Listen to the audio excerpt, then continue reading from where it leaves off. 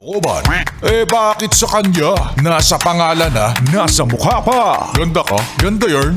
Ito na, ang nagmamaganda at feeling diva. Ganda Wanda!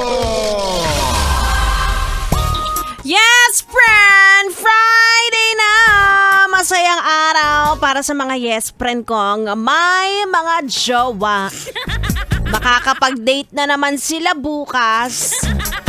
O kung may budget, baka masundo pa ang jowa niya sa work. Di ikaw na. At malungkot na araw sa mga yes friend kong ang crush ay ang kaopisina.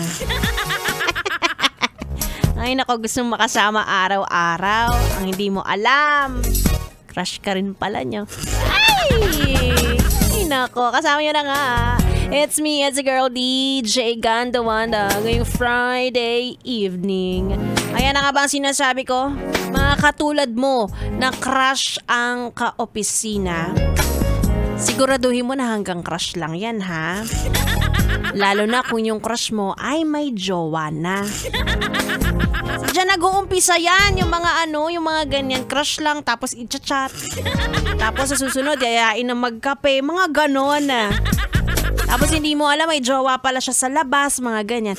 Matuto po kayong mag-background check bago lumalim ang inyong feelings, di ba? Para hindi kayo napopost sa Facebook. Maraming nadadali dyan, maraming nagtitrending at isa yan sa paraan para ikaw ay sumikat. Gusto mo ba sumikat? Pwede naman, madaling-madali lang yan. Maging kabit ka lang bukas, trending ka na. Ay nako. Anyway, tuloy muna natin ang ating tugtugan lalo na ngayon. Stuck ka na naman sa traffic, bear. Walang pagbabago. Ituloy muna natin ang ating tugtugan at samahan ako hanggang alas 9 ng gabi. Again, it's me, Ganda Wanda. At kayo ay nakatutok dito lang sa stasyong number 1 sa Caloocan. 101.1, yes, FM Solid.